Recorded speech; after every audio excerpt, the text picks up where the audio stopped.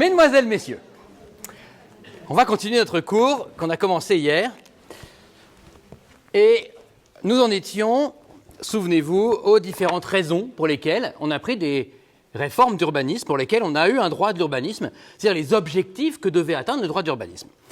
Je vous avais parlé de l'urbanisme au service du souverain, et puis nous en étions à l'idée que l'urbanisme était aussi au service du peuple, c'est-à-dire pour avoir une meilleure vie, de manière différente, mais des formes de meilleure vie, améliorer la vie des citoyens.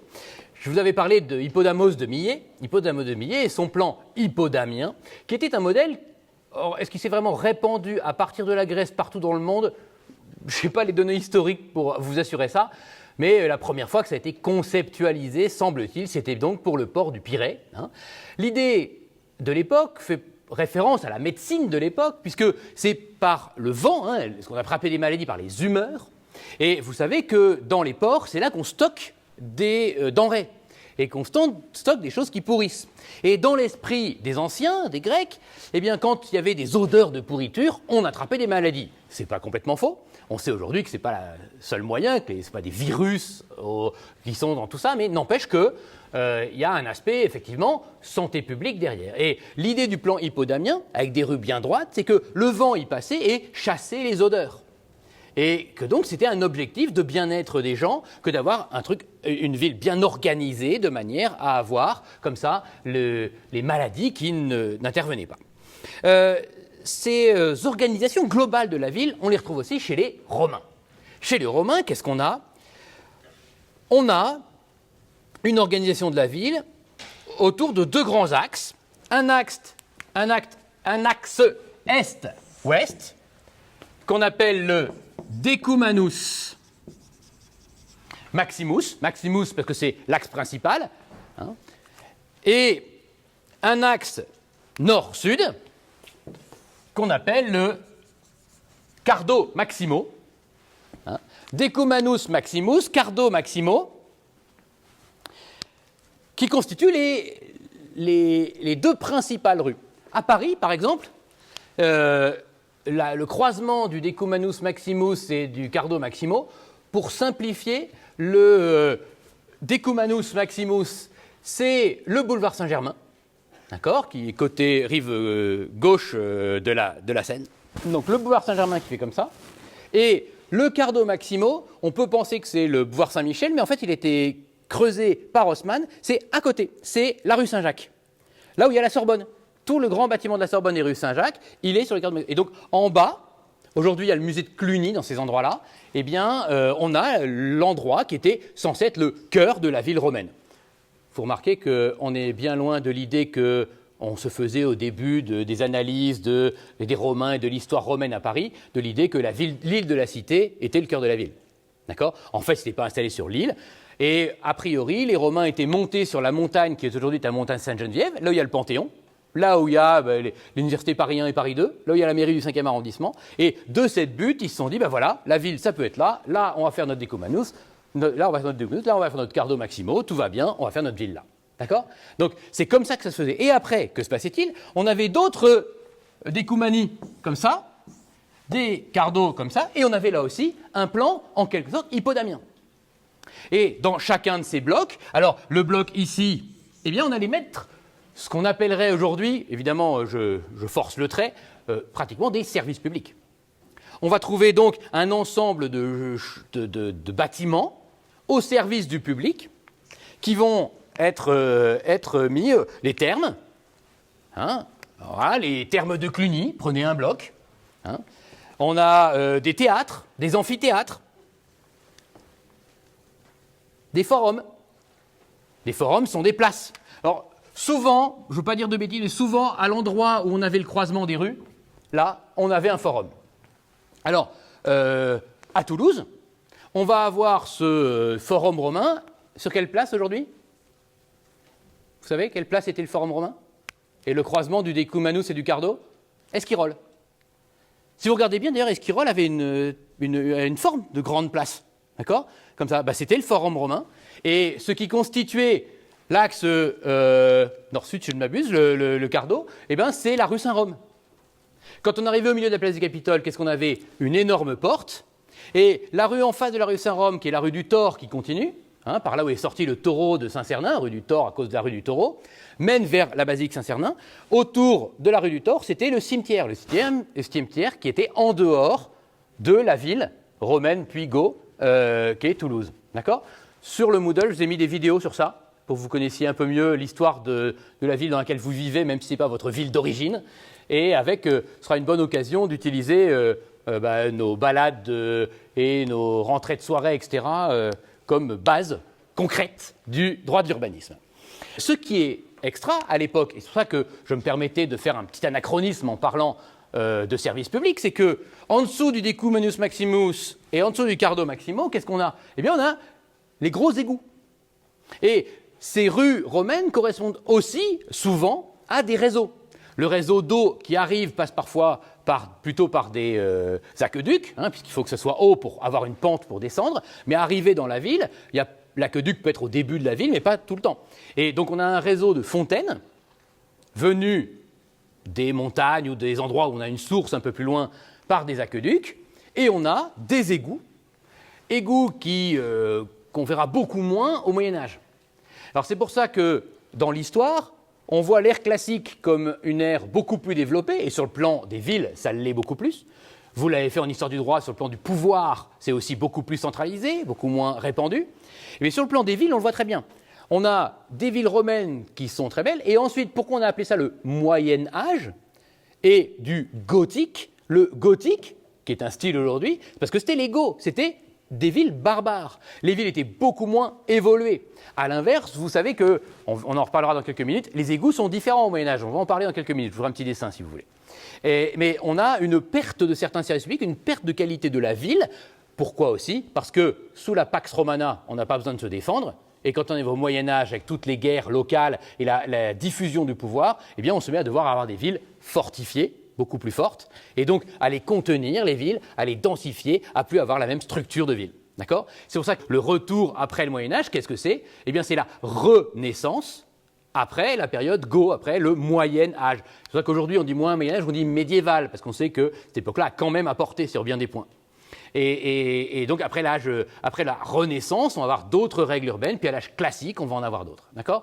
Donc, c'est intéressant d'avoir cette grande fresque en droit de l'urbanisme pour mieux comprendre les différents styles, et puis pour comprendre comment les villes étaient différentes. Des villes créées sous l'âge classique, par exemple, vont être très organisées. Il y a la ville de Brouage, je ne sais pas si vous connaissez Brouage, c'est en Charente-Maritime, pas loin de La Rochelle, pas loin de Rochefort, pas loin du Fort Boyard. La ville de Brouage, c'est une ville qui est faite avec des défenses, et à l'intérieur, c'est uniquement un plan hippodamien, tout est organisé comme une caserne pratiquement.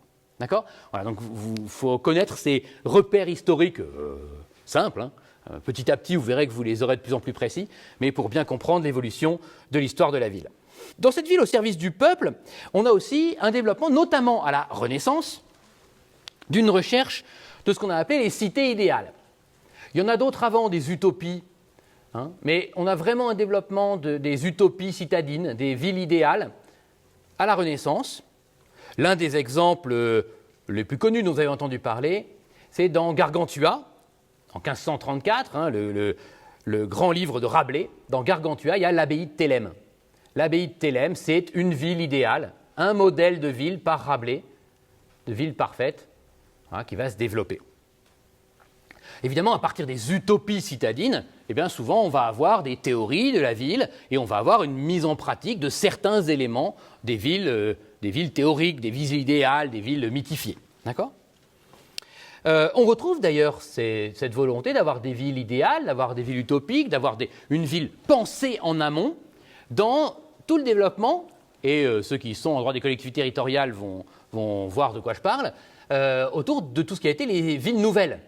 Dans les années 70, vous savez que pour contrer l'idée qu'on avait Paris et le désert français, l'aménagement du territoire, le plan, qui est un peu en réactivation avec Bérou, on a voulu faire ce qu'on appelait des métropoles d'équilibre. L'idée, c'est de dire, il y a des grandes villes en France qu'on va encore agrandir, qu'on va développer, de manière à ce qu'il n'y ait pas Paris et rien d'autre. Donc ces métropoles d'équilibre, elles ont souvent été faites en dehors de Paris, Parfois en banlieue parisienne, c'est le cas de Cergy-Pontoise, c'est le cas de Melun-Sénart. Qu'on s'appelle la ville de Mickey aussi? Marne-la-Vallée, exactement. Marne-la-Vallée, c'est ça, ce sont 3 villes en région parisienne qui sont des villes nouvelles. Et puis, il y en a une que vous connaissez un petit peu mieux, la ville nouvelle. Je refais. La ville nouvelle Est. Ville nouvelle Est. Ça vous dit quelque chose? L'arrêt ville nouvelle Est. Mais si, le contrôle du bilan. Voilà. L'arrêt ville nouvelle Est du contrôle du bilan, qu'est-ce que c'est? Eh bien, c'est la ville nouvelle qui a été créée à côté de Lille. Le préfet prend son hélicoptère, hop, ils font un tour et disent bah là, on n'a qu'à faire une grande ville. Il n'y avait pas Google Maps à l'époque, il fallait prendre un hélicoptère. Donc, vers 68, 69, on décide de faire une métropole d'équilibre, une ville nouvelle, où ça, à l'est de l'île. Elle n'avait pas encore de nom. Et donc, à partir de terres agricoles, très bonnes terres agricoles, soit dit en passant, eh bien, on a dit on va construire une ville à partir de rien. On a fait un plan, il y a des promoteurs qui ont investi, et la ville Nouvelle-Est aujourd'hui s'appelle Villeneuve-d'Ascq. Villeneuve-d'Ascq est une des grandes villes dans la banlieue de Lille, et qui est l'ancienne ville Nouvelle-Est qui a pris le nom. Pourquoi Villeneuve-d'Ascq? Parce que, vous voyez au Radour-sur-Glane ce qu'il y a eu? Voilà, en gros, les Waffen-SS avaient aussi brûlé des gens à Ascq, qui est un des 3 villages qui était dans le Flers, Ascq et je ne sais plus. Et dans un des 3 villages qui était dans la surface prise par la ville nouvelle, Villeneuve-d'Ascq, ils ont dit, en fait, on va l'appeler Ascq en souvenir de ce qui était arrivé à Ascq. Voilà. Et donc, Villeneuve-d'Ascq constitue une ville aujourd'hui, voilà, avec tout ce qu'il y a. Voilà. Donc, ces villes nouvelles font partie aussi de l'idée qu'on va faire une meilleure ville pour les citadins. Une meilleure ville, quelque chose de bien. Alors, à l'époque, en les années 70, on ne peut pas parler d'autoroute urbaine, mais au moins on va avoir des routes pour aller facilement d'un endroit à un autre qui sont assez larges, qui sont faites plutôt pour la voiture. Ce n'est pas la vision aujourd'hui de la ville, mais dans les années 70, la ville du futur, c'était la ville pour les voitures. Les voitures étaient adaptées, ou la ville s'adaptait aux voitures. Donc quand on faisait une ville nouvelle, on la faisait avec des routes assez grandes pour avoir d'embouteillages et des choses comme ça. Voilà. Donc, on a ça. Il y a des parcs dans Ville-Nouvelle-Est, à Villeneuve-d'Ascq, il y a des parcs créés à partir de rien. Comme c'était des terres très agricoles, en fait, faire des parcs on creusait des trous et l'eau des bonnes terres agricoles allait dans ces lacs, ce qui permettait d'avoir pas trop d'humidité dans la terre normale, un peu comme quand on fait dans un marais. Et donc voilà, au fond, on a géré tout ce territoire pour faire une bonne ville, une ville agréable à vivre. Et ça a plus ou moins marché. Ce sont des villes qui se sont un peu paupérisées après, avec des populations qui étaient plus pauvres qu'au début, mais quand ça a été créé, c'était souvent des jeunes diplômés qui allaient y habiter dans une ville moderne, etc. D'accord ? Aujourd'hui, c'est le développement des smart cities. Les smart cities, les villes intelligentes, font partie de cette volonté d'avoir une bonne ville. On en reparlera, mais les smart cities, c'est par exemple l'idée de mettre beaucoup de capteurs, d'avoir des grid, qu'est-ce que c'est qu'un smart grid? GRID, c'est un réseau intelligent. Alors, pour simplifier là, en quelques mots, l'idée est de mettre des capteurs dans la ville, l'idée est d'interconnecter les réseaux pour avoir une ville plus agréable à vivre. Dans cette réflexion sur les villes intelligentes, on a aussi des réflexions sur la ville plus verte. La ville intelligente, elle est aussi plus verte. Une des variantes de la ville intelligente, c'est aussi la ville du quart d'heure, comme on l'appelle. Qu'est-ce que c'est que la ville du quart d'heure? C'est la ville dans laquelle on met un quart d'heure pour aller faire ses courses, pour mettre ses enfants à l'école, pour aller au travail, et où en fait on vit dans un quart d'heure à vélo. Pour le dire assez simplement, il faut quand même reconnaître que le centre-ville de Toulouse, en fait c'est la ville du quart d'heure. On peut tout faire à un quart d'heure de vélo quand on habite dans le centre-ville de Toulouse. Une bonne partie d'entre vous, soit parce que vos parents y habitent encore, soit parce que vous avez des pioles dans le centre-ville de Toulouse, je veux dire, vous savez très bien qu'en un quart d'heure, on fait tout dans Toulouse. Et donc, cette ville du quart d'heure, c'est le centre-ville qu'on a. Et les nouveaux quartiers, les nouvelles extensions de ville cherchent à être la ville du quart d'heure qui mélange à la fois les endroits de boulot, les endroits de repos, les cafés, les endroits où on habite et les services publics, type école des enfants, etc. Okay, donc ça fait partie des réflexions sur les smart cities, sachant que quand on parle de smart cities, on a quand même beaucoup un aspect numérique. Alors, pour vous donner quelques exemples, des choses qui pourraient ressembler aux smart cities qu'on connaît, vous savez, aujourd'hui, quand on attend son bus, on sait combien de temps on attend. Il y a un panneau qui vous dit « vous attendez un quart d'heure ». Comment on fait ça? De manière très simple, on met un GPS dans le bus, Et puis comme ça, il y a un serveur informatique qui sait où sont tous les bus. Et en calculant le temps habituel de trajet, eh bien, il sait que quand le bus est là, il met tant de minutes. Et il affiche dans toutes les stations dans combien de temps arrive le prochain bus, voire celui d'après. D'accord? C'est très simple à faire. On peut penser au développement de choses comme ça. Développement de choses comme ça, par exemple, vous avez sous toutes les places de parking dans la ville, un petit capteur. Un petit capteur sous toutes les places qui vous dit si la place est prise ou pas. Elle repère s'il y a une voiture ou pas. C'est intéressant ça. Parce que si vous le faites en open data, pardon pour tous ces anglicismes, c'est-à-dire en données ouvertes, la base de données de tous ces petits capteurs peut être publique. Et vous avez votre logiciel de GPS qui va chercher cette base de données. Que se passe-t-il? Vous dites, je veux aller au centre-ville de Toulouse à cet endroit. Votre GPS vous y conduit. Et puis là, vous êtes embêté. Il y a certains GPS qui vous disent où sont les parkings publics autour et qui vous disent combien il y a de place ou qui vous disent au moins. Vous savez que dans les parkings publics, on sait combien il y a de place encore. C'est le même genre de choses. Sauf que là, on le ferait en surface. Et donc, au moment où vous arrivez, votre GPS ne vous conduit pas là où vous êtes en disant « vous êtes arrivé et vous avez encore un quart d'heure à tourner pour trouver une place », il vous conduit directement vers une place libre. Il ne l'aura pas repéré au début, la place libre. Il attendra d'arriver à quelques mètres de là où vous voulez être, il repérera dans la base de données quelles sont les places libres, il vous en conduira à la place la plus simple.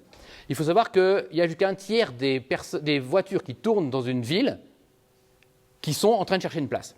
Vous imaginez la lutte contre les gaz à effet de serre que représentent simplement ces capteurs sur les places? C'est énorme. Et il y a des stations de montagne aussi qui sont des smart mountains, des montagnes intelligentes, c'est bizarre dit comme ça. C'est vrai qu'on utilise plutôt l'anglicisme. Ces montagnes intelligentes, elles réussissent à baisser jusqu'à 30% la consommation électrique. Parce que quand il y a des capteurs partout sur les consommations électriques, qu'est-ce qui se passe? On sait qu'on peut arrêter l'électricité quand il n'y a personne. On sait qu'on peut la remettre. Et du coup, on sait qu'on a peut-être intérêt à mettre à tel endroit du photovoltaïque, parce qu'en fait, ça servira la plupart du temps. Et donc, la consommation électrique va baisser simplement parce que la ville est plus intelligente. Et ça, c'est l'avenir. En tout cas, une grande partie de l'avenir.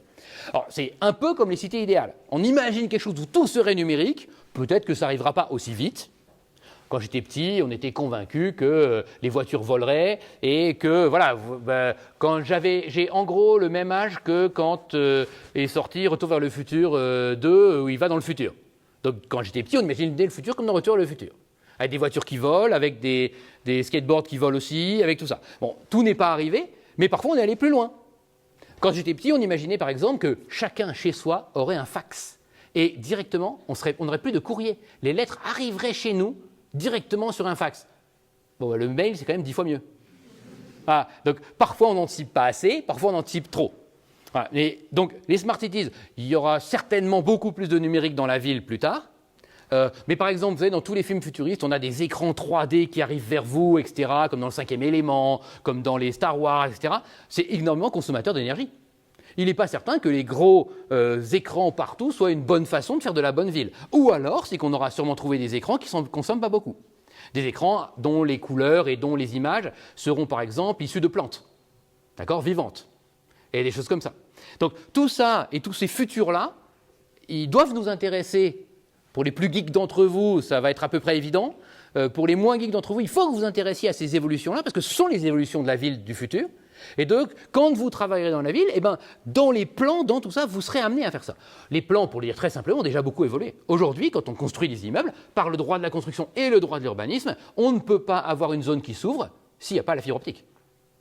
C'est aussi bien, avant il fallait l'électricité, il fallait l'eau sale, il fallait l'eau propre. Maintenant, on rajoute toujours et la fibre optique, ou au moins un réseau numérique. D'accord? Donc vous voyez que toutes ces choses-là évoluent, et la ville évolue, avec quand même derrière, la plupart du temps, l'idée qu'on va faire une meilleure ville pour les citoyens, quelque chose de plus agréable. Et vous voyez que quand je vous dis que là sont les exemples pour la ville plus agréable, vous voyez que la plupart du temps, mes exemples-là, ils vont compter aussi pour la suite, c'est-à-dire pour les autres raisons. Je vais bientôt vous dire qu'il faut une ville plus verte. En fait, les exemples que je viens de donner vaudront aussi pour la ville plus verte. Souvent, on cumule les intérêts dans certaines réformes, à la fois la ville pour le prince, la ville pour les usagers, et, petit 3, l'urbanisme et les objectifs de l'ordre public. L'urbanisme et les objectifs de l'ordre public. Vous vous souvenez de votre deuxième année, certains d'entre vous étaient avec moi, certains pas. Eh bien, vous vous souvenez de votre deuxième année, qu'est-ce qu'on voit dans la police administrative, au début de l'année, souvent dans cette université? Eh bien, on voit la notion d'ordre public. L'ordre public qui fonde les mesures de police administrative. On ne peut prendre de mesures de police administrative que pour faire respecter l'ordre public, soit l'ordre public général, soit l'ordre public spécial. Cet ordre public général, vous le savez, comprend notamment la sécurité et la salubrité publique. Eh bien, vous allez voir qu'une bonne partie des mesures d'urbanisme visent à respecter la sécurité et la salubrité. Ce qui, soit dit en passant, doit faire tilt dans vos têtes de publicistes ou de privatistes publicisés. C'est-à-dire que si les mesures administratives, le droit administratif de l'urbanisme visent à respecter aussi la sécurité et la salubrité, ça veut dire qu'on peut assimiler une grande partie du droit de l'urbanisme à de la police administrative.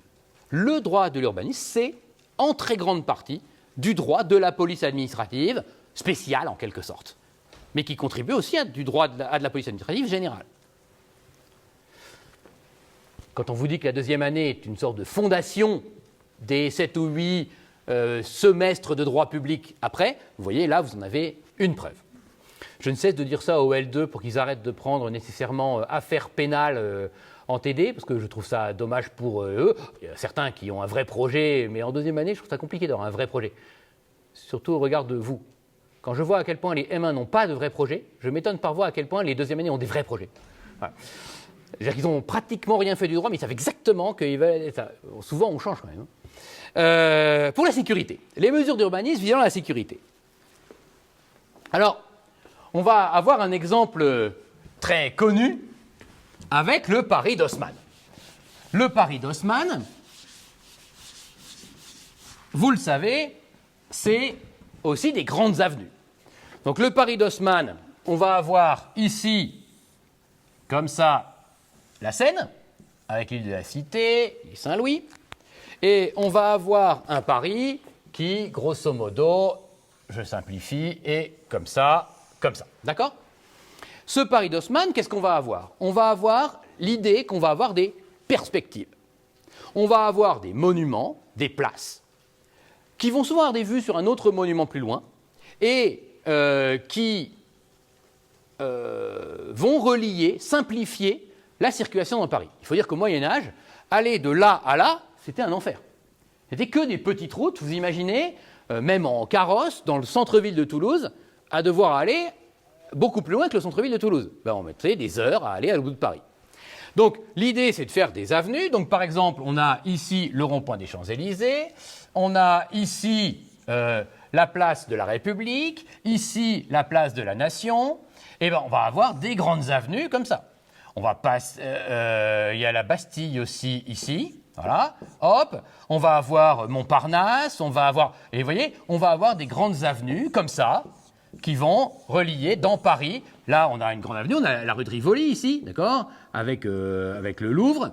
On va avoir des grandes avenues tout le temps. Ces grandes avenues, évidemment, ça fera partie de la meilleure ville, de la circulation, de la salubrité aussi, il faut être honnête, mais aussi de la sécurité. Ces grandes avenues, on en a presque la preuve. Une fois, j'ai lu quelque chose disant qu'on avait une carte de Paris de l'époque, faite par Haussmann, où en fait, il avait tracé les avenues telles qu'il les envisageait au début, et avec un stylo à deux couleurs. Vous savez, c'est des crayons papier qui sont un côté rouge, un côté bleu, qui étaient les stabilos de l'époque. D'ailleurs, dans les ouvrages de droit un peu anciens, si vous allez à la BU, il y en a certains qui sont avec ça, comme vous utilisez stabilo. C'est tous les gens du début du XXe siècle, qui surlignaient les ouvrages de droit grâce à leur... comme quoi le stabilo, c'est quand même quelque chose de juridique à fond, hein, on peut le dire. Bordel de droit ne vous ment pas tout le temps avec ça. Quand il y a des stabilos contestes, voilà. Donc, en fait, on pense que les traits bleus, je ne sais plus si c'est bleu ou rouge, mais les traits bleus étaient faits par Haussmann et les traits rouges étaient faits directement par Napoléon III. D'accord ? C'est vraiment eux qui ont décidé. Alors pourquoi ils ont décidé ça ? Il y a eu 9 insurrections en 25 ans avant Napoléon III. Toutes les révolutions françaises, à chaque fois que l'on entend parler, à chaque fois qu'il y a une insurrection, 1848, 1830, 1789, je ne vais pas vous faire les 9, eh bien, à chaque fois qu'il y a une insurrection, qu'est-ce que c'est ? C'est le peuple de Paris qui se révolte, c'est une révolution parisienne. Et Napoléon III est bien conscient de ça. Il est bien conscient aussi que, au fond, j'imagine qu'il sait qu'il est un peu un dictateur. Plus son pouvoir a été en place, plus il est devenu libéral, moins il est devenu dictateur. Mais au début, il l'est beaucoup. Et alors, Napoléon III, qu'est-ce qu'il fait? Eh bien, il veut empêcher les coups d'État, tels que lui-même en a fait un, je vous le rappelle, le 2 décembre 1851, pour finir la Seconde République. Eh bien, son objectif, en faisant des avenues, c'est aussi de lutter contre ces révoltes parisiennes. Comment? Et dans une grande avenue, qu'est-ce qu'on peut faire? On peut faire envoyer une charge de cavalerie. Alors, quand on a une charge de cavalerie, aucune manifestation ne résiste à une charge de cavalerie. Si vous êtes dans la rue à Paris une fois et que vous voyez la garde nationale passer à cheval, on ne peut plus se parler. Les bruits sont énormes, les chevaux sont hauts comme ça, ils sont en armes, les épées sont plantées avec une dragonne qui retire directement après, hein, les épées de la cavalerie encore aujourd'hui, de l'arme blindée cavalerie sur ceux qui font les chars maintenant, mais les uniformes d'officiers par exemple ont encore un sabre comme cela, un sabre de cavalerie, c'est fait pour planter et ça se retire avec une dragonne et on replante quelqu'un, c'est une déferlante quand on envoie les chevaux sur des manifestants. Ça peut servir à ça, mais s'il y a des barricades, on ne peut pas envoyer les chevaux. Sauf que là, on peut envoyer quoi? L'artillerie. Ça tire bien droit, ça détruit les barricades, ça détruit les gens. Le but de Napoléon III, en partie, c'est aussi de lutter contre l'insurrection en sachant qu'il peut faire une action militaire au cœur de la ville grâce aux grandes avenues. D'ailleurs, vous remarquerez que Napoléon III n'a pas eu de révolution, lui. Je ne sais pas s'il y a un lien, je ne sais pas si c'est parce qu'il est resté pas si longtemps que ça au pouvoir, enfin quand même, 51 à 70, ça fait quand même quasiment 20 ans, pas de révolution, il y en avait une 9 dans les 25 ans avant. On peut peut-être imaginer que le percement de ces... alors il n'y a pas tout percé tout de suite, donc, voilà, mais le percement de ces grandes avenues n'a pas été complètement anodine, peut-être qu'il a atteint son but. Aujourd'hui, pour la sécurité, on a aussi des mesures qui concernent les grands ensembles des banlieues. Ce qu'on appelait jadis les grands ensembles, hein, les immeubles de banlieue, les cités. Ces cités, je ne vous apprends rien en disant qu'elles sont source d'une grande partie de la délinquance. Et pour rassurer ceux qui penseraient que je serais un ultra-sécuritaire, aussi de la pauvreté, je crois que c'est en lien. Donc, une grande source de la délinquance, qu'est-ce qu'on fait aujourd'hui? Eh bien, dans beaucoup de villes, on essaye de casser ces grandes cités, d'en détruire une partie des immeubles, de reloger les gens, de recréer de la mixité sociale. On n'arrive pas partout, on ne veut pas détruire tous les grands ensembles, tous les immeubles. Mais il faut bien dire que quand on en détruit quelques-uns, quand le grand ensemble était trop grand, eh bien, on arrive effectivement en partie à pacifier. On fait des travaux pour pacifier. Et on le dira certainement à la suite du cours. Il faut savoir que quand il y a des permis de construire qui sont demandés pour ce type, eh bien, aujourd'hui, il y a une étude de sécurité. C'est comme ça que, par exemple, il y avait une grande habitude, en bas des tours, de faire des dalles, des grandes dalles, en dessous desquelles on pouvait mettre des parkings et des choses comme ça. Eh bien, ces grandes dalles, c'est idéal pour qu'il y ait des chauffeurs qui sont en haut, qui regardent si la police arrive, et en fait, ça fait pratiquement une citadelle pour le trafic de drogue. Il est évident que dans les nouveaux ensembles, dans les nouvelles constructions, on évite les dalles qui sont des citadelles pour le trafic de drogue. D'accord ? Voilà. On essaie de rendre l'accès facile au sein de la cité, pour pas qu'on puisse la défendre, pour pas qu'il y ait des endroits où se cacher, etc. D'accord ? Tout ça, c'est partie des études de sécurité aujourd'hui. Vous voyez que la sécurité est encore au cœur de l'urbanisme. Deuxième élément de l'ordre public, la salubrité. La salubrité, c'est quelque chose qui, honnêtement, n'est pas pour vous quelque chose de central dans une ville. Je suis convaincu que vous ne dites pas, d'accord, la salubrité, c'est évident, qu'est-ce que j'ai comme exemple en tête ? Parce que on sait bien que la ville, ça peut être sale, voilà, mais on ne voit pas l'intérêt d'un l'énorme aspect santé publique, salubrité dans les villes. En réalité, c'est inimaginable. On a véritablement lutté à travers le droit de l'urbanisme, à travers les villes, contre les atteintes à la salubrité qui sont quasiment immédiates dès qu'on ne lutte pas contre elles. Quelques exemples. Jusqu'à la Deuxième Guerre mondiale, il faut savoir que les épidémies étaient extrêmement nombreuses. À chaque fois qu'il y avait une inondation, on avait le choléra. Les grandes épidémies de peste ont tué jusqu'à un tiers de l'Europe. Dans les villes, là où il y a la promiscuité. En fait, vous voyez bien que, sans le citer, je vous cite le Covid. Ou c'est bien dans les villes, c'est bien les endroits où il y a le plus de proximité, dans les banlieues. Vous savez, au début de la première de la première vague du Covid, on vous dit ah, dans les banlieues parisiennes, dans les cités, c'est fou, le nombre de gens qui ont le Covid est énorme. Oui, parce qu'il y a de la promiscuité. On sait bien que dans les favelas de Rio, il y a eu énormément de cas, énormément de morts. Pauvreté, promiscuité, difficulté d'accès aux soins, boum, les épidémies partent. Dans les endroits du monde relativement pauvres, on a des inondations. Il ne faut pas plus de 3 jours pour qu'il y ait une énorme épidémie de choléra qui arrive. Et l'organisation de la ville pour lutter contre la santé publique, contre les épidémies, est quelque chose qui existe. Alors, on peut même se demander, est-ce que le Covid ne va pas avoir des influences sur l'urbanisme, donc le droit de l'urbanisme? Est-ce qu'on ne va pas pousser à avoir des facilités de distanciation sociale? Un des exemples qui pourrait arriver, c'est aussi le développement beaucoup plus rapide des pistes cyclables. Depuis le début du Covid, si les chiffres sont exacts, j'ai vu ça dans Le Monde, il y a 500 km de pistes cyclables de plus en France. Pourquoi ces pistes cyclables? Parce qu'on doit habituer la ville elle-même à cette distanciation. On sait très bien que le métro est un bon mode de transport, on sait très bien que le bus est un bon mode de transport, mais ces modes de transport sont des modes de transport où la promiscuité est forte. Et en réalité, si on développe le vélo individuel, eh bien on a beaucoup moins de promiscuité. Et une partie des gens qui ont peur du Covid, eh bien, ont décidé de venir en vélo. Regardez la prime vélo. 50 € pour réparer votre vélo ou pour en acheter un. Les départements les régions mettent elles-mêmes des primes vélo en plus. Les communes parfois. Juste pour qu'on développe ce mode de transport-là, parce qu'il est bon contre l'épidémie. On le voit sous l'angle uniquement droit du transport-là, mais c'est un des exemples de modification plus générale de la ville. Qu'est-ce qu'on va faire de ces vélos? Est-ce que ces vélos doivent prendre de la place sur la voiture? C'est tout à fait possible, notamment quand il y a 2 voies de voiture. Et le fait que beaucoup de gens prennent le vélo font qu'on a nécessairement, mathématiquement, moins besoin des voitures. Donc on pourrait réserver une voie au vélo et une voie aux voitures. Mais il y a des endroits où il n'y a pas de voie. Qu'est-ce qu'on fait? Est-ce qu'on piétonise? Est-ce qu'on fait comme au centre-ville de Toulouse, l'idée qu'on va piétoniser en disant c'est une zone de rencontre, comme on l'appelle. C'est-à-dire que, en fait, tout le monde doit aller à la vitesse des piétons. C'est une zone qui n'est pas piétonne, des voitures peuvent éventuellement y passer, avec des cartes, ceux qui habitent au centre-ville ont une carte pour passer leur voiture, rentrer chez eux. Mais ils doivent être à la vitesse des piétons. Et le vélo doit être à la vitesse des piétons. Si vous venez en vélo, faites attention, les zones de rencontre, vous ne devez pas foncer comme si vous étiez un livreur Uber ou Deliveroo. D'accord? Vous devez être à une vitesse raisonnable, complètement contrôlée, ne même pas faire peur à un piéton. Vous savez que s'il y a des personnes âgées, si vous leur faites peur, ils peuvent tomber et se casser le col du fémur ou le coccyx et mettre des mois à s'en remettre. Donc ces zones de rencontre sont difficiles, mais vous voyez, ça change la ville. Ça change la façon dont on va la créer, ça change la façon dont on va la développer, la modifier. Ça, c'est aussi du droit de l'urbanisme.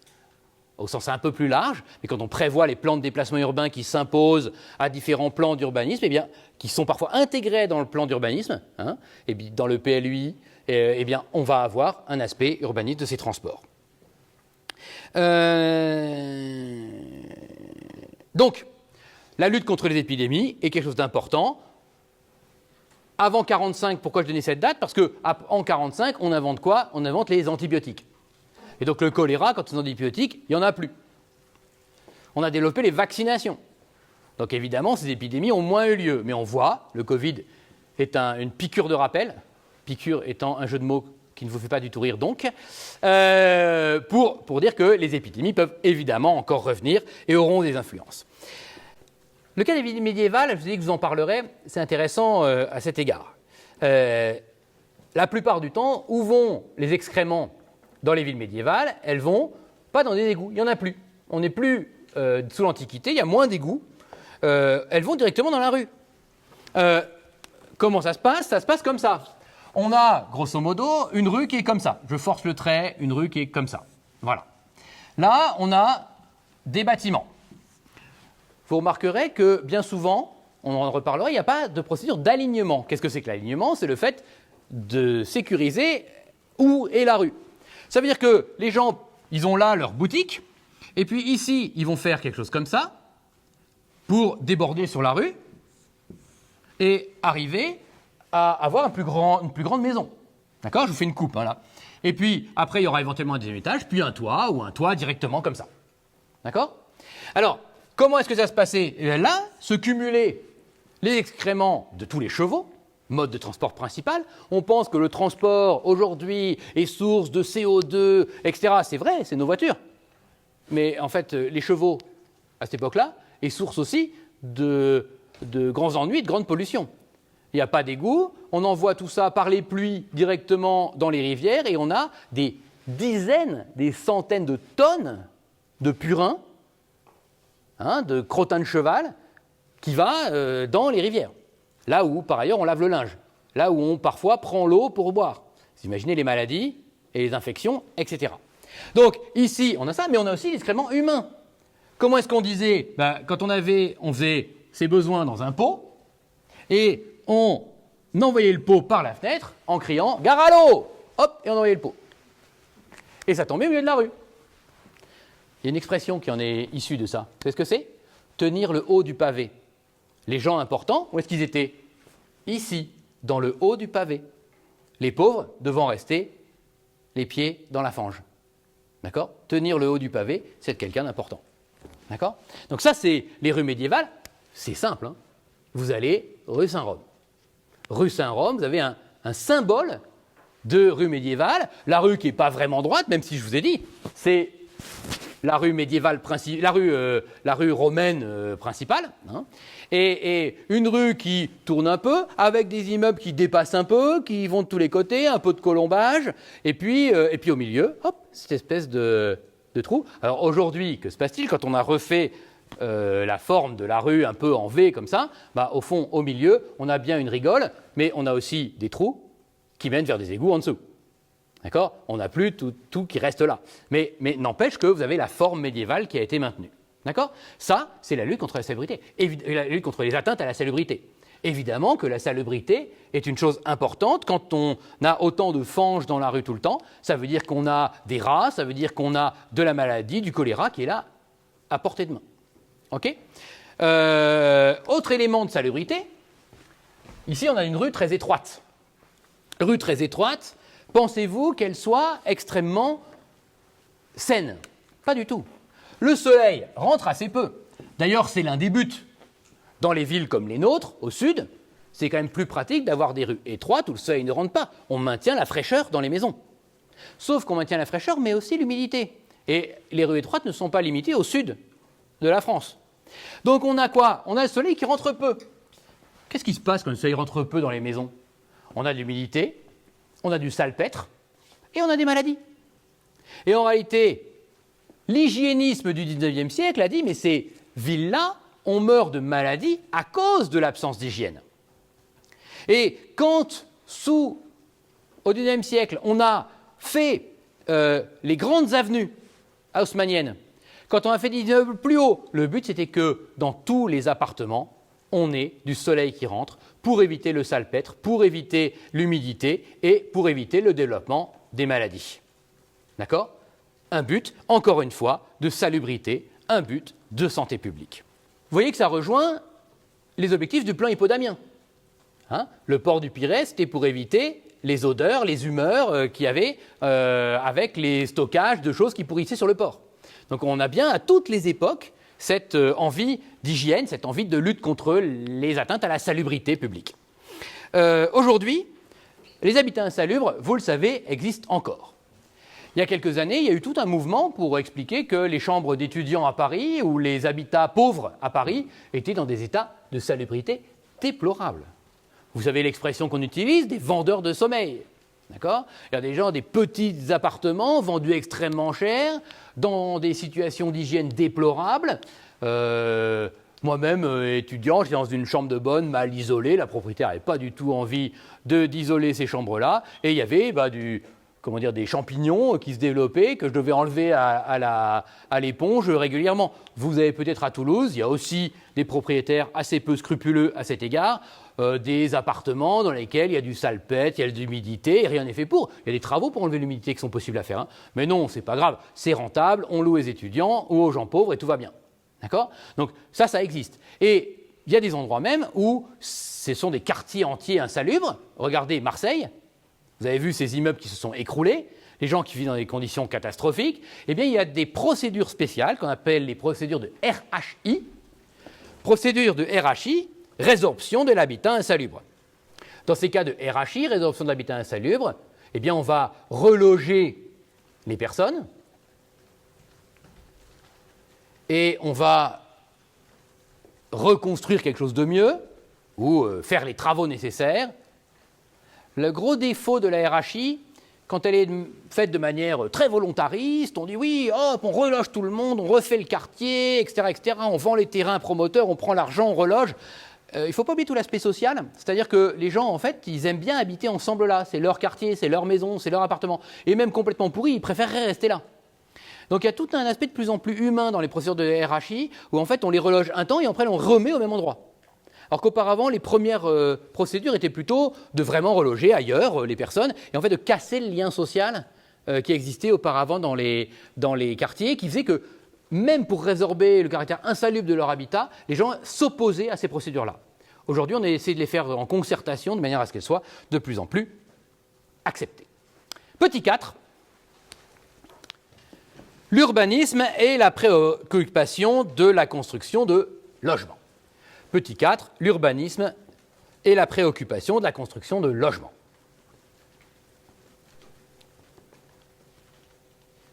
La population en France a toujours cru, a toujours augmenté.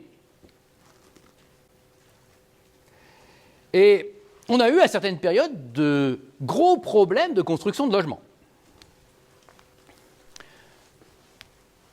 L'un des premiers cas a été l'exode rural.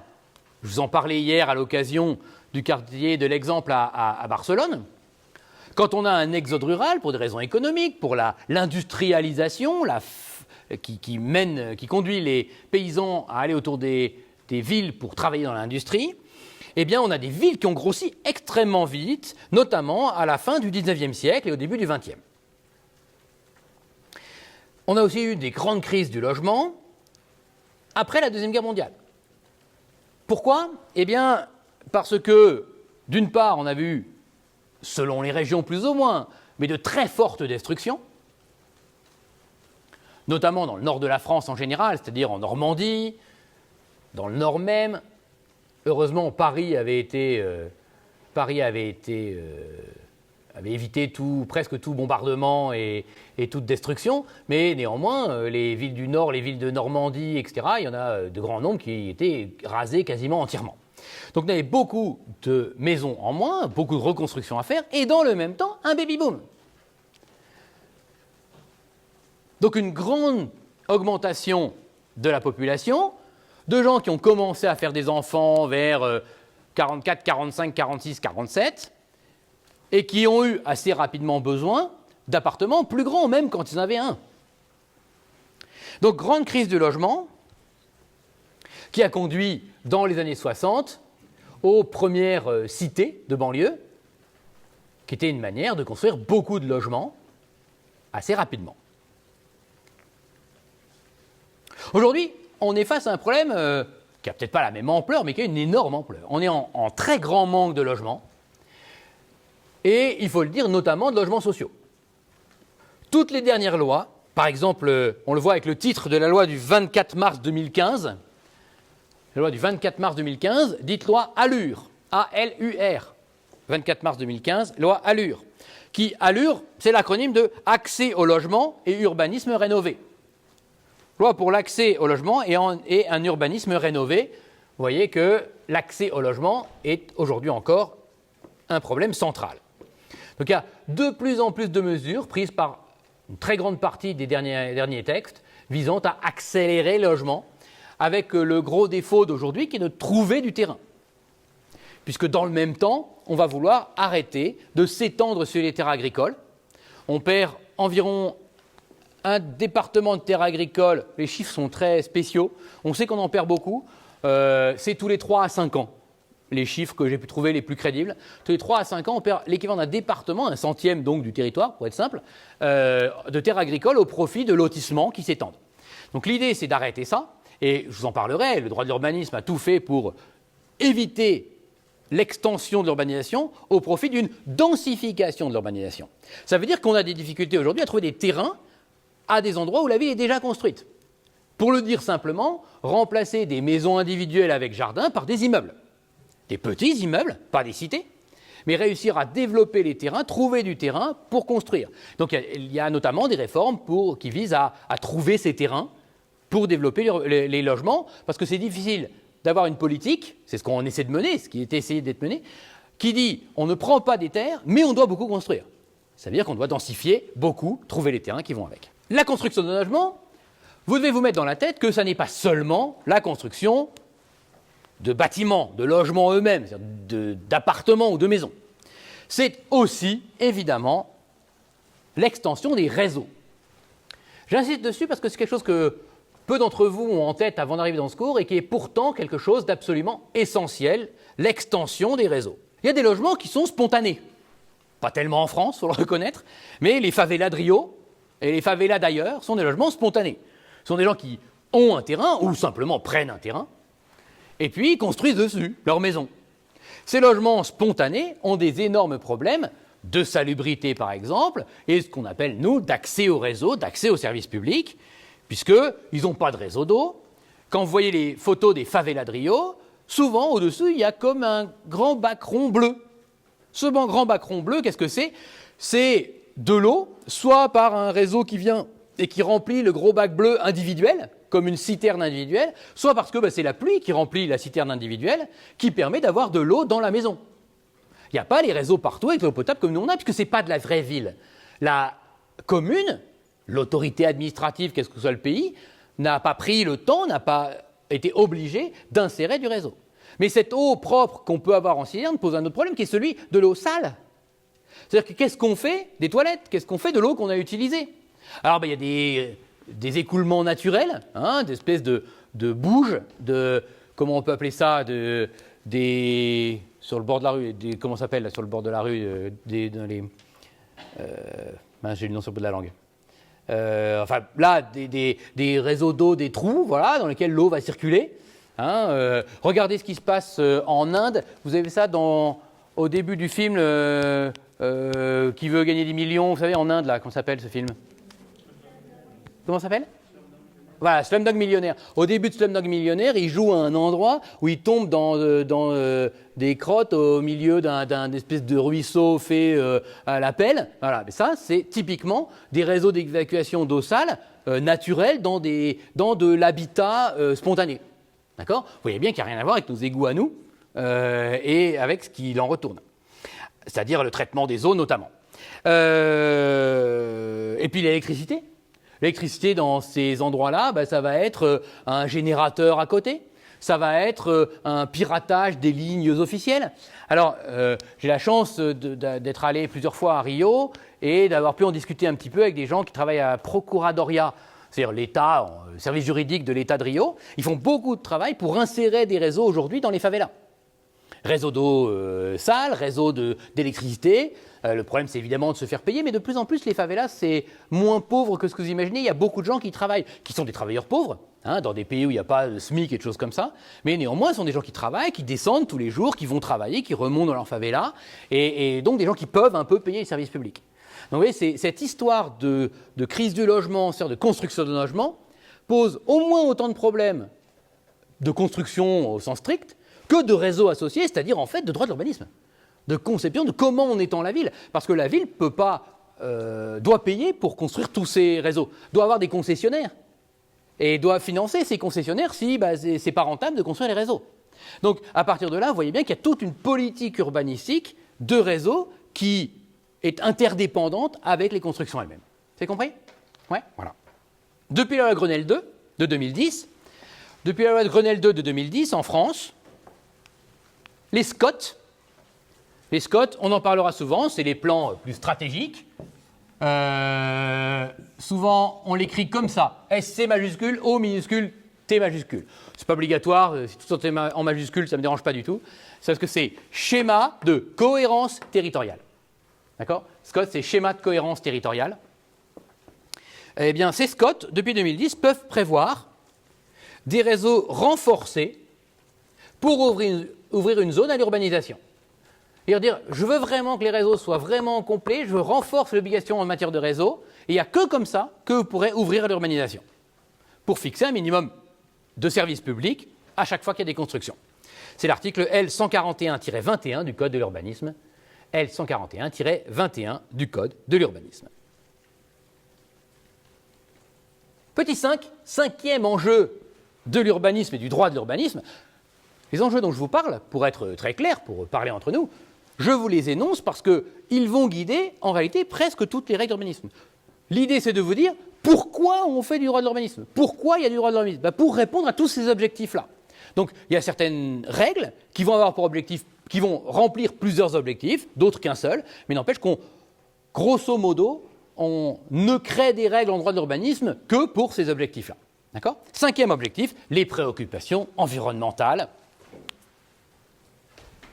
Je vois les M1 enviro dont les yeux s'éclairent. Les préoccupations environnementales qui sont de plus en plus prégnantes en droit de l'urbanisme. Inutile de vous dire, quand on dit ça, c'est qu'on va le dire quand même, inutile de vous dire que ces mesures de protection sont relativement récentes. Le droit de l'environnement moderne, qui sont des textes français influençant d'autres droits, qui donnent des véritables obligations, ça commence dans les années 70. En 1976, on a des premières zones naturelles, des choses comme ça. Donc, on va avoir depuis on va dire, un peu moins de 50 ans, 45 ans, du droit de l'urbanisme de l'environnement et du droit de l'environnement de l'urbanisme. Mais surtout, ces conditions environnementales ont été intégrées en 2000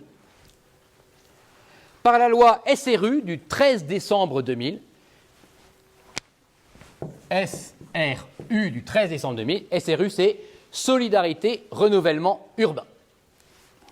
La loi Solidarité et Renouvellement Urbain.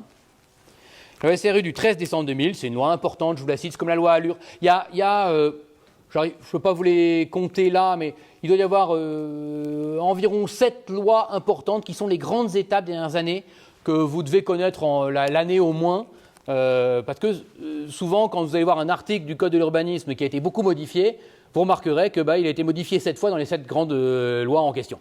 C'est, vous savez, le symbole de ces lois fleuves d'aujourd'hui avec 250 articles qui touchent à 5 codes différents dans des grands objectifs, ces lois illisibles qui font l'objet de 150 commentaires dans les différentes revues juridiques, chacun dans son petit domaine. La loi SRU, la loi Allure font partie de cela. Il y en a d'autres, je vous les citerai au fur et à mesure.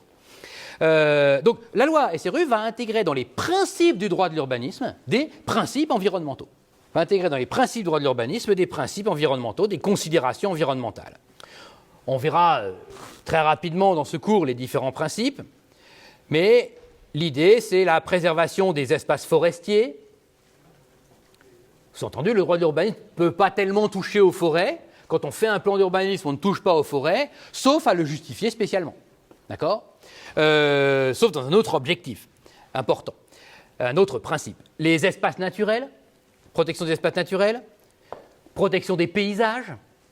On verra tout ça un peu plus à l'analyse de l'article L101-2, L101-2 du Code de l'urbanisme, article L101-2 qui est l'article sur les principes du droit de l'urbanisme. Ces principes ont évidemment irrigué les autres articles, le reste du Code. C'est-à-dire que lorsque les réformes du Code se font, eh bien, elles se font en application des principes, pour renforcer les principes. Donc, on va avoir de plus en plus, dans un très grand nombre d'articles, la prise en compte de l'environnement, des sites, des espèces, du cadre de vie. Et on va le voir, le développement durable est un principe cardinal des principes du droit de l'urbanisme, un principe qui est d'ailleurs mis en premier dans les principes du droit de l'urbanisme. La traduction la plus importante de tout ça, c'est le développement d'une évaluation environnementale de tous les plans et programmes d'urbanisme, une évolution de l'évaluation environnementale de tous les plans et programmes en droit de l'urbanisme, dès lors qu'ils peuvent avoir un impact sur l'environnement. Et en pratique, vous le comprenez, la quasi-totalité des modifications des plans d'urbanisme ou des créations de plans d'urbanisme vont pouvoir avoir un impact sur l'environnement. Je ne peux pas vous dire tous, il y a des jurisprudences qui disent « Ah non, c'est exagéré de dire tous », donc vous devez voir au cas par cas. Mais globalement, vous le comprenez, on ne va pas faire un plan d'urbanisme sans éventuellement avoir un impact environnemental. Donc la plupart du temps, le plan d'urbanisme va avoir une évaluation environnementale, évaluation qui est une procédure qui est dans le code de l'environnement. D'accord ? On va renvoyer au code de l'environnement pour la procédure de mise en place d'un plan. Petit 6, et on finira là, il n'y aura pas de 7, 8, 9, 10, les smart cities. Alors, je vous en ai dit quelques mots, peut-être un peu trop tout à l'heure, j'aurais dû réserver ça à maintenant. Les smart cities, ou villes intelligentes, aujourd'hui, n'ont pas la dimension de la ville en entier. Quand on a des réflexions de smart cities, quand on veut développer quelque chose de très smart, de très marqué par le numérique, eh bien, la plupart du temps, ça va se faire aujourd'hui sur un quartier nouveau ou un quartier déjà existant. Mais on a déjà quand même des éléments intelligents dans la ville. Je vous parlais tout à l'heure des capteurs pour les bus, des GPS sur les bus, ça en fait partie. Ça va toucher toute la ville. L'un des aspects qui touche toutes les villes, d'ailleurs, c'est le fameux compteur Linky. Le compteur Linky, qu'est-ce que c'est ? C'est un compteur intelligent. Je suis d'accord avec vous, le terme d'intelligent repris de smart n'est pas très rigoureux. On va entendre intelligent par permettant des analyses numériques. Voilà, c'est-à-dire c'est quelque chose d'informatique qui va permettre des analyses, des outils d'analyse et des regroupements de données qui permettent d'en tirer des conclusions. C'est ça, smart, en quelque sorte. Et le compteur Linky, c'est un smart compteur. Ça veut dire qu'il va tirer des enseignements sur la consommation. Auparavant, quand on avait un compteur, vous savez, qui tournait, on savait que si on prenait le résultat du compteur à telle date par rapport à telle autre date, on savait combien on avait consommé entre les deux, c'est tout. Aujourd'hui, un compteur intelligent, c'est exactement combien à une seconde près vous consommez, c'est-à-dire peut deviner, est-ce que vous utilisez vos plaques chauffantes, quand elles ne sont pas au gaz, on se comprend, quand elles sont électriques, est-ce que vous utilisez votre machine à laver, est-ce que vous n'avez que quelques lampes allumées? Parce qu'en connaissant la consommation de chacun de ces éléments, on peut considérer que tel petit pic, ça va être 2-3 lampes allumées d'un seul coup. Tel petit pic important, ça va être la machine à laver. Puis on va même pouvoir repérer la machine à laver. Est-ce que ça commence comme ça va plus lentement après, et puis ça reconsomme à la fin pour faire l'essorage. Je ne sais pas exactement comment se consomme une machine à laver, je ne vous le cache pas. Mais vous voyez, avec des analyses un peu comme celle-là, on peut en fait savoir exactement ce que vous utilisez. Soit en passant, on peut aussi savoir si vous êtes chez vous. À moins de lancer des machines en votre absence, grosso modo, on sait si vous êtes chez vous ou pas. S'il n'y a aucune lampe allumée quand vous n'êtes pas là, même s'il y a la machine à laver, le soir, on peut imaginer que la machine à laver c'est programmé et que voilà. Donc ça pose des problèmes évidents de données personnelles. Mais le fait d'avoir ça permet en réalité éventuellement d'anticiper les besoins. Anticiper les besoins permet aussi de faire des économies. Je vous donne un exemple qui existe en France, qui est très régulier, par exemple en Islande ou dans des pays qui ont des montagnes et des lacs. Qu'est-ce qu'on peut faire? On sait qu'à tel et tel moment de la journée, grâce au compteur Linky, en fait, les gens consomment assez peu. Attention, ils peuvent consommer beaucoup à un moment de la journée où ils ne sont pas chez eux, parce qu'ils consomment beaucoup au bureau. Mais on sait que ça consomme peu. Qu'est-ce qu'on fait? On prend de l'eau et on la remonte. On prend un lac en bas, un lac en haut. On remonte l'eau quand l'électricité coûte peu avec une turbine électrique. Cette turbine, elle peut être parfaitement alimentée par quoi? Par de l'éolien ou par du photovoltaïque. Il fait beau dans la journée, il y a du vent dans la journée, et les gens consomment peu. Qu'est-ce qu'on fait? On ne va pas gâcher cette électricité. On l'utilise pour remonter de l'eau. Et bien cette eau, elle sert de pile. Elle stocke de l'énergie en réalité. On a utilisé l'énergie pour monter de l'eau, on peut récupérer l'énergie, pas tout, il y a des frottements, il y a tout ça, en faisant redescendre l'eau à travers les turbines. Et au moment où on va avoir un pic de consommation, qu'est-ce qu'on va faire? On peut l'anticiper, le pic de consommation. On sait qu'avec les compteurs Linky, en général, à telle date, quand il y a tel temps, quand on a tel moment de l'année, c'est-à-dire qu'il fait noir à telle heure, hop, on va consommer tant. Et à ce moment-là, on est prêt, on inverse le truc, l'eau du lac d'en haut redescend dans le lac d'en bas à travers des turbines, et ça consomme quoi? Ça consomme que du durable. Ça ne consomme que du durable, puisque c'est de l'énergie durable du temps où il faisait beau, du temps où il y avait du soleil, qui a fait monter l'eau. Quand on fait redescendre cette énergie hydraulique, on n'a consommé aucune énergie non durable. Et vous voyez comment, c'est un des exemples, je ne suis pas ingénieur, c'est un des exemples qui vous montre par exemple comment on peut, avec des informations fiables, smart, économiser de l'énergie.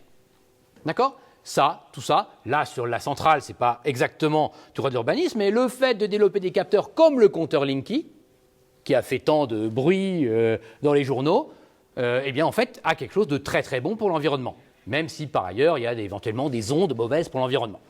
Soit dit en passant, en ce moment ils sont en train de changer tous les compteurs de gaz, exactement pareil que Linky, c'est le Linky du gaz, et on n'en entend pas du tout parler. Personne ne râle contre le compteur du gaz numérique, alors qu'on a eu des tollés contre le compteur d'électricité numérique, c'est des choses assez bizarres qui se passent. Alors, parmi ces villes qui sont des smart cities, qui ont des programmes smart cities, évidemment, il y a Toulouse. Toutes les grandes villes se sont lancées avec des services smart cities qui essayent de réfléchir à ça. On n'en voit pas toujours encore exactement les conséquences, mais elles existent. Il y a des villes qui se sont encore plus lancées dans des programmes de smart cities qu'ils ont mis en avant, c'est-à-dire qu'ils ont fait une partie de leur communication, ils ont beaucoup communiqué dessus. C'est le cas par exemple de 22 à Barcelone. C'est compliqué à dire, parce que ça s'écrit comme ça, 22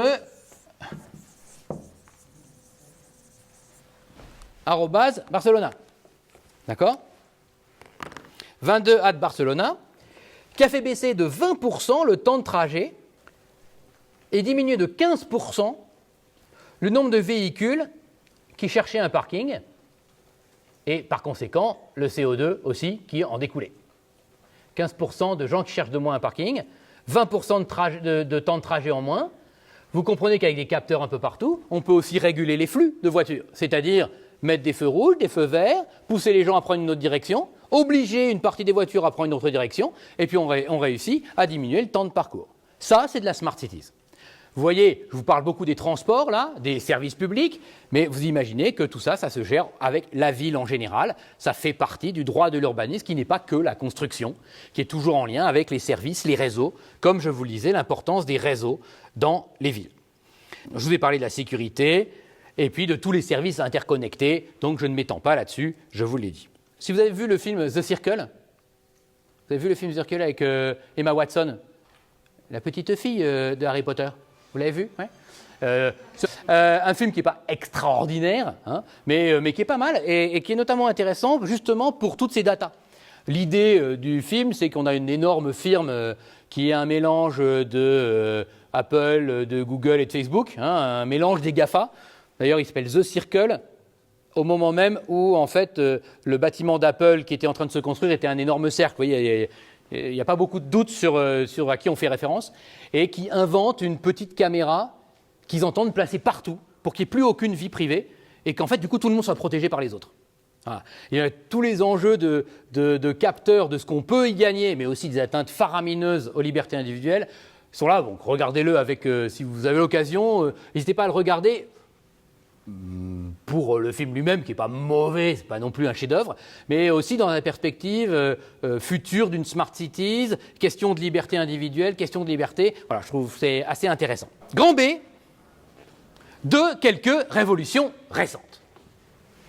Grand B, de quelques évolutions, plutôt pas révolutions, excusez-moi, de quelques évolutions récentes. Qu'est-ce qui s'est passé ces dernières années dans le droit de l'urbanisme? Comment ça se passe de plus en plus? Petit 1, les recodifications et l'inflation législative. Alors, le droit de l'urbanisme a fait l'objet de nombreuses réformes ces dernières années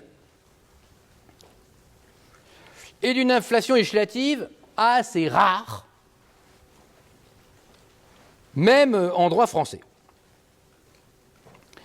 Inflation législative que l'on peut comparer à celle qu'on a en droit fiscal, ou à celle qu'on a en droit des marchés publics. Cette inflation législative, elle est spécialement frappante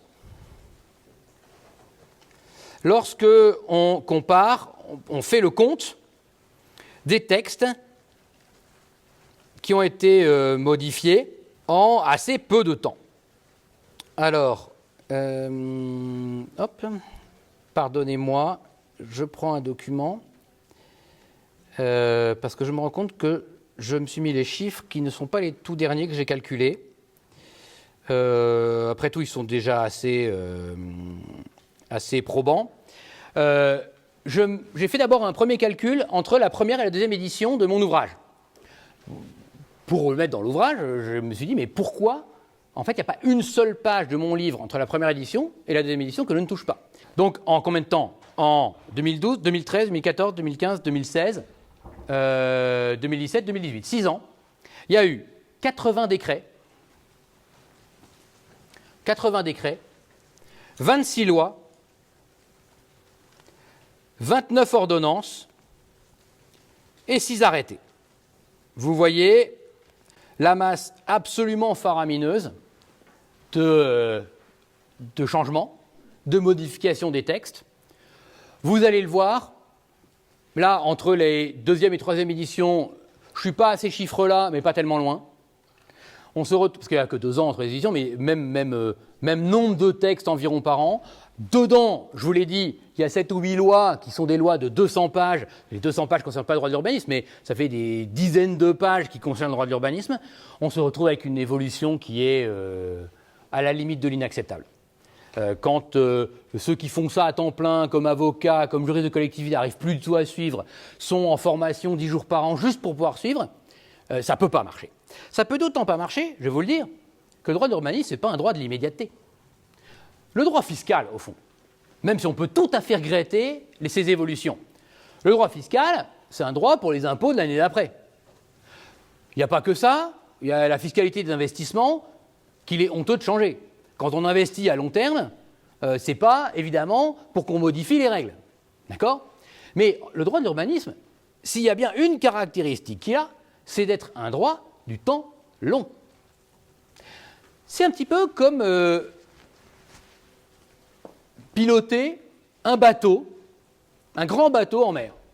Pensez à un grand transatlantique ou pensez à un grand pétrolier. Vous ne savez peut-être pas, mais quand on pilote un grand pétrolier ou un grand transatlantique, c'est tellement lourd, il y a une telle inertie. On est dans l'eau, avec les frottements, qu'en fait, quand on fait hop avec la barre, bon les barres sont numériques, hein, je fais semblant, je fais comme si j'étais dans le capitaine Haddock, hein. Hop, on tourne la barre à fond, on attend 30 secondes, on attend 1 minute, et tout d'un coup le bateau commence à faire comme ça, et hop, il tourne très lentement. Ça n'a pas du tout la réactivité. Ben, le droit de l'urbanisme, c'est la même chose. Quand on modifie le droit de l'urbanisme, par exemple le droit des PLU, en disant il faut prendre en compte telle chose dans le PLU, fort bien. On prend le texte, on attend quoi? On attend des décrets. Parfois, il se passe une petite année entre les deux. Quand il s'est passé une petite année pour avoir de la loi au décret, on se dit il faut modifier les PLU. L'obligation de modifier, elle est, on va le voir, pratiquement souvent sous 4 ans. En gros, on attend de modifier, ou alors on est obligé de modifier avant 4 ans, mais on attend la prochaine modification pour le faire. D'accord? On doit modifier sous 4 ans, là on modifie le plan local.